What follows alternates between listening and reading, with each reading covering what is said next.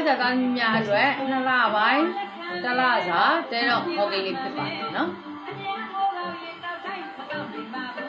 ်နှစ်လပိုင်းမှာတောက်ကြသားများတဲ့ဘာပဲလှုပ်လို့စဉ်းစားဆုံးဖြတ်သေချာဆုံးဖြတ်ချက်ချပြီးတော့လောက်ကင်တဲ့လုပ်တွေကအောင်မြင်တတ်ပါတယ်တဲ့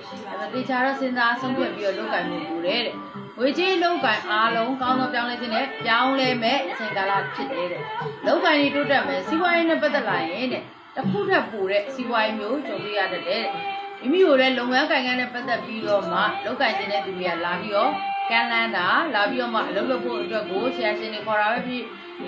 နှစ်ဦးနှစ်ဖက်ပေါင်းဆက်ပြီးလောက်ကင်တဲ့အလုပ်တွေဝ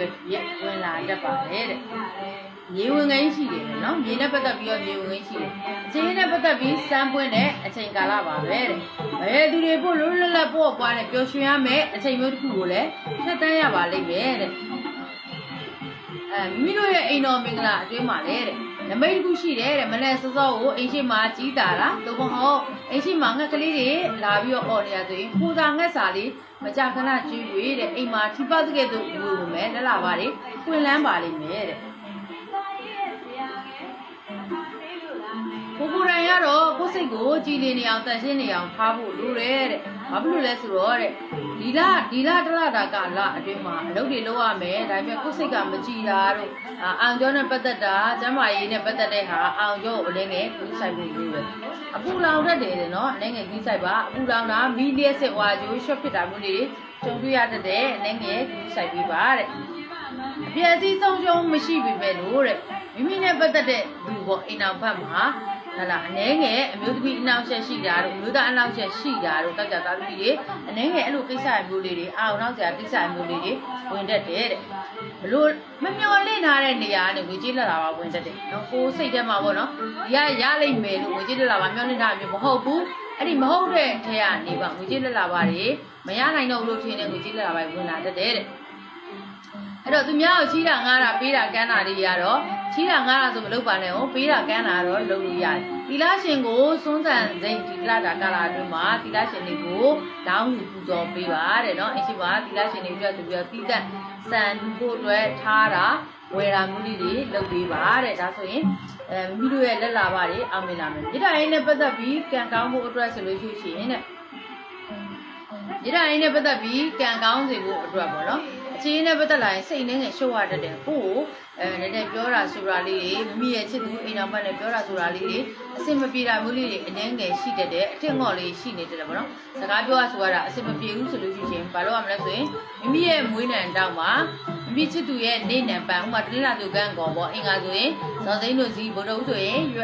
်ရွက်လာတို့ဝါညွန့်တို့ပေါ့နော်အဲ့လိုမျိုးပဲမိမိရဲ့နေနံအလိုက်မိမိကတောက်ကြဆိုရင်ပြီးဖို့ပေါ့နော်အဲ့ဒီအညွန့်နဲ့နှစ်ခုပူးပြီးတော့မှမိမိရဲ့မွေးနံတောက်မှာလူပါမိမိနဲ့ပတ်သက်တဲ့ဟလာချစ်သူအိမ်တော်ဘက်အစီအပြေဖို့မျိုးစကားနားဝင်ဖို့ကိုနဲ့အတိုက်ခံမဖြစ်ပဲအစီအပြေချောမှုတွေလို့တက်ရှိတောင်းပါ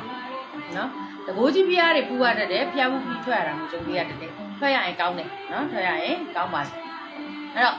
အလုံးနဲ့ပတ်သက်ပြီးတော့ပဲဖြစ်စေငွေကြေးလာပါနဲ့ပတ်သက်လို့ဖြစ်စေအထူးပွင့်လန်းစေဖို့မိမိတို့ရဲ့အိမ်ပြားမှာထောပတ်ထမင်းမကြခဏလူပေးပါထောပတ်တီးလူလို့ရတယ်ထောပတ်ထမင်းလည်းမကြခဏလူရန်လို့ရပါတယ်အဲ့ဒါလေးကိုငွေကြေးလာပါအတွက်အထူးယူဆိုင်ပြီးတော့လူရန်ပေးပါနော်ဒီလတာကာလအတွင်းမှာနော်ဒါလေးကိုပြုလုပ်ပေးစီခြင်းနဲ့နောက်တစ်ခုကကြတော့ lucky number အနေနဲ့က439တွေအကျိုးပေးနေပါတယ်နော် lucky number အနေနဲ့ကအဲ့တော့အရာအနေနဲ့ကအနီရောင်အညိုရောင်နောက်တော့ကအဖြူရောင်အစိမ်း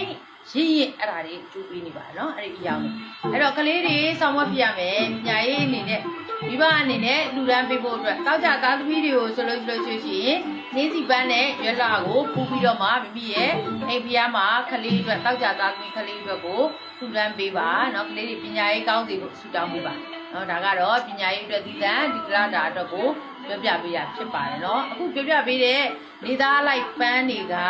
ကျမကကလေးတွေရဲ့နေနံနဲ့ဒီမှာတွက်ချက်ထားပြီးတော့ပြောပြပေးတာဖြစ်ပါတယ်တနင်္ဂနွေသားသမီးတင်းလာသားသမီးအဲ့လိုပြောပြပေးရဖြစ်ပါတယ်ဒါကြောင့်မို့လို့ကလေးတွေအတွက်ကိုမကြ